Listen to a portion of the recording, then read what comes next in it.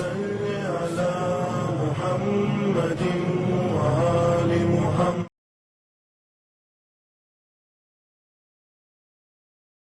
اعوذ باللہ من الشیطان الرجیم. بسم اللہ الرحمن الرحیم. اللہم صل علی محمد وآل محمد وعجل فرجہم. محترم ناظرین، سلام علیکم ورحمۃ اللہ وبرکاتہ. آج جناب زینب سلام اللہ علیہ کی ولادت کی تاریخ کی بڑا مسرت موقع سن 6 ہجری کو آپ کی ولادت ہوئی. تاریخ میں کچھ اختلافات ہے، لیکن سن کے اعتبار سے بات بالکل واضح ہے کہ 6 ہجری تھی، اور پروردگار عالم نے ایک بہترین پھول، ایک بہترین کلی جناب فاطمۃ الزہرا کی آغوش میں بھیج دی.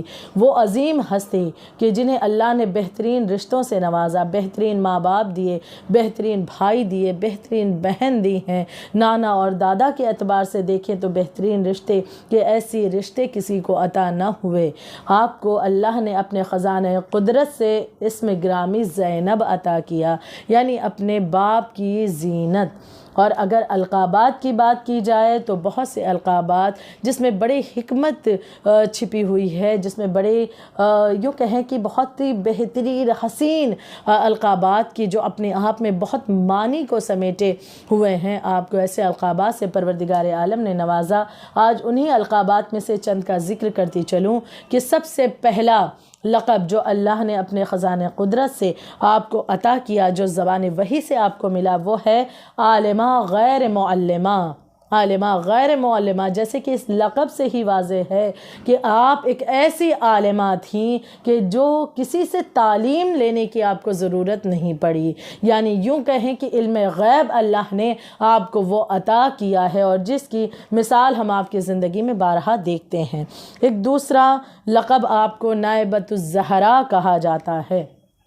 یہ لقب اپنے آپ میں کتنی بڑے معنی کو سمیٹے ہوئے ہے کہ وہ عظیم ہستی جناب فاطمۃ الزہرا سلام اللہ علیہا، کہ جنہیں تمام عالمین کی عورتوں کی سردار کہا گیا، سیدۃ النساء العالمین جو کہلائیں، ان کی نائبہ اگر کوئی ہیں تو جناب زینب سلام اللہ علیہا نائبۃ الزہرا کا لقب آپ کو ملا. ایک لقب اور آپ کو ملا ہے، اور وہ ہے نائبۃ الحسین. آپ نائبۃ الحسین قرار پائیں. اس کے معنی اگر ہم سمجھنے کی کوشش کریں تو پاتے ہیں کہ وہ ہستی مولا حسین کی ذات گرامی کہ جنہیں 1,24,000 انبیاء کرام کا وارث کہا گیا، ان حسین کی نائبہ ان کی بہن جناب زینب سلام اللہ علیہا قرار پائی ہیں. یعنی بڑی فضیلت اس لقب میں اللہ نے آپ کو عطا کر دی.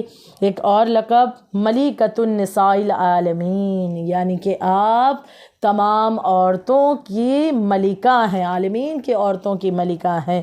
اب اس معاملے میں اگر ہم غور کریں تو جس چیز میں بھی ملکہ کے پاس ہر طرح کے اختیار سب سے زیادہ ہوتے ہیں، پاور سب سے زیادہ ہوتا ہے.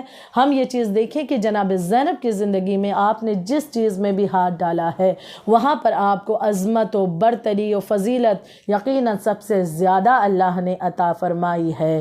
آپ کو یہ بہترین لقب ملکۃ النساء العالمین خداوند عالم نے عطا فرمایا.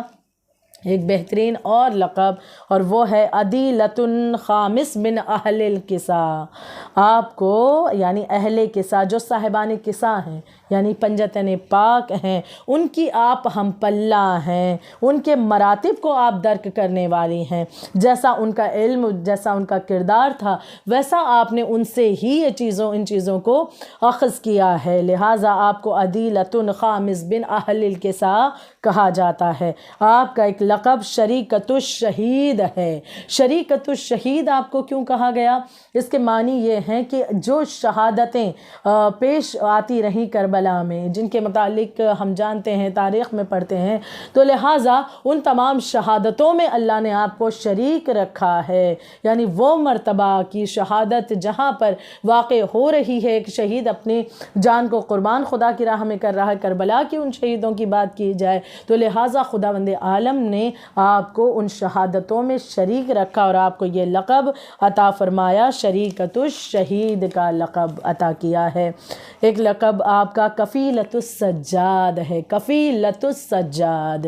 یہ وہ لقب کہ جو اس بات کو واضح کرتا ہے کہ امام سجاد، امام زین العابدین، ہمارے چوتھے امام امام زین العابدین علیہ السلام کی آپ کفیلہ تھیں، آپ ان کی کفیل تھیں، آپ انہیں بچاتی تھیں، آپ ان کی حفاظت کرتی ہوئی نظر آتی ہیں۔ ہمیں کربلا ہو یا شام ہو، کوفہ ہو، یا پلٹ کر آئی ہیں جب رہائی کے بعد، اس کے بعد تک جب تک زندہ رہیں، ہر مواقع پر ہم دیکھتے ہیں کہ کس طرح سے آپ نے اس لقب کی پاسداری رکھی، کس طرح سے آپ امام سجاد کی کفیلہ بنی رہیں، کس طرح سے محافظہ بنی رہیں، کس طرح سے حفاظت کرتی رہیں۔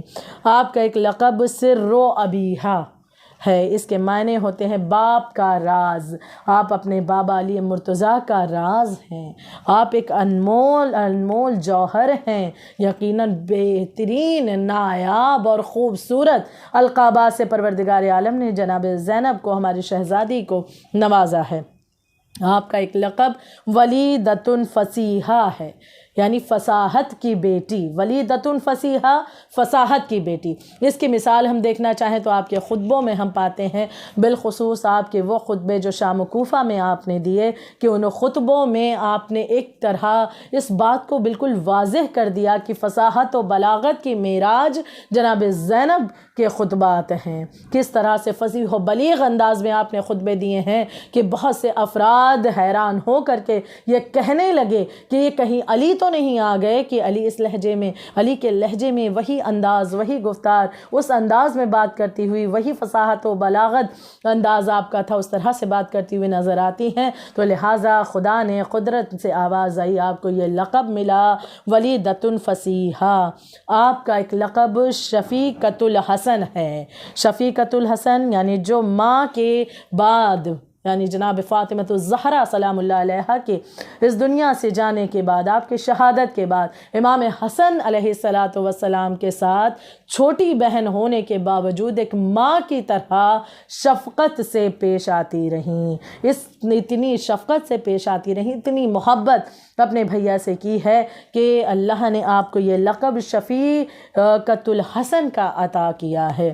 ایک اور لقب عابدہ آل علی، سب سے خوبصورت لقب، بہترین لقب، آپ کو عابدہ آل علی کہا گیا۔ عابدہ آل علی، آپ کو یہ جو لقب عطا کیا ہے، اس کے بارے میں اگر ہم غور کریں تو اولاد علی کی عبادت کو وہ مقام وہ جو عطا ہوا ہے، اس میں ذمہ دار جناب زینب سلام اللہ علیہا بھی ہیں۔ یعنی اگر جناب زینب کے علاوہ دیگر کی ہم بات کریں اولاد علی میں، تو ان کی بھی عبادتوں میں آپ کس طرح سے مددگار ثابت ہوئی ہیں۔ نہ صرف ان کی عبادتیں، بلکہ اگر خود جناب زینب کی عبادت کی بات کی جائے تو آپ کی عبادت کے حوالے سے ان باتوں کو ہم دیکھتے ہیں کہ جناب زینب سلام اللہ علیہا کہ بارہا اس بات کو ہم نے سنا ہے اور تاریخ میں بھی پڑھا، مطالعہ کیا ہوگا کہ جناب زینب جب اسیری کا عالم ہے، قید کا عالم ہے، اس وقت کہ جب کھانا بہت کم ملتا ہے تو آپ دوسروں کو، دوسرے جو قیدی آپ کے ساتھ ہیں، ان بچوں کو یا دوسرے افراد کو، بیویوں کو وہ کھانا دے دیا کرتی، پانی دے دیتی اور بہت مختصر سا اپنے لیے رکھتی، لیکن اس کے باوجود کہیں پر آپ کی عبادت میں کمی نہیں آئی۔ واجبات تو یقیناً اپنی جگہ، لیکن اگر ہم بات کریں نماز شب کی بھی تو نماز تہجد بھی کبھی بھی آپ نے ایسے عالم میں بھی ترک نہیں کی ہے جبکہ جسم جو ہے کمزور ہو رہا ہے، کھانا کم ملتا ہے، پانی کم ملتا ہے، اس میں بھی وہ بچوں کو اور دوسری بیویوں کو دے دیتی ہیں، لیکن اس کے باوجود عبادت کا یہ عالم کہ اللہ نے آپ کو یہ لقب عطا کیا عابدہ آل علی آپ کو کہا جاتا ہے۔